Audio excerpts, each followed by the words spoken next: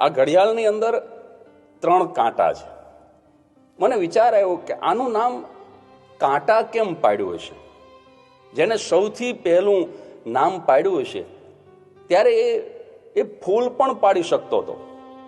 હિન્દીમાં પણ આને સુઈ કહે છે, પણ કદાચ કાંટા નામ પાડ્યું છે એટલે જ આપણે એકબીજાને પૂછીએ છીએ કે કેટલા વાગ્યા. જો ફૂલ હોત ને તો કદાચ એમ પૂછતા હોત કે કેટલા ઉગ્યા. પણ આ વાગે છે સાહેબ, અને સમયનો માર એ માણસને કાંટા કરતા પણ વધારે વાગતો હોય છે.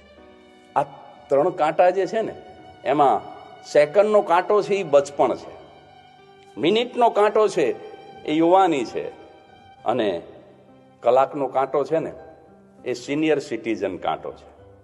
લાકડીના ટેકે એ ધીમે ધીમે ધીમે ચાલે છે, અને સેકન્ડનો કાંટો બાળકોની જેમ જ કુદાકૂદ કરે છે.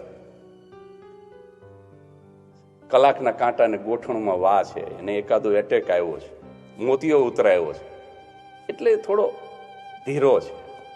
પણ કલ્પના કરો કે આ ડાયલની અંદર કલાકનો કાંટો ન હોય, મિનિટનો કાંટો ન હોય, અને એકલો જ સેકન્ડનો કાંટો ફરતો હોય તો તમને સમયનો અંદાજ નહીં આવે. સેકન્ડનો કાંટો ન હોય, કલાકનો કાંટો ન હોય, અને એકલો જ મિનિટનો કાંટો ફરતો હોય તો પણ તમને સમયનો અંદાજ નહીં આવે. પણ મને કહેવા દો કે ભલે સેકન્ડનો કાંટો ન હોય, ભલે મિનિટનો કાંટો ન હોય, કલાકનો કાંટો એકલો જ ફરતો હોય તો પણ મને તમને સમયનો અંદાજ આવી જાય. 10 અને 11ની વચ્ચે પડ્યો હોય, ખબર પડી જાય કે 10:30 વાગ્યા છે. આ વાત હું એટલા માટે કરું છું કે કલાકના કાંટા જેવા આપણા વડીલોને પરિવારના ડાયલની અંદર સાચવી રાખજો.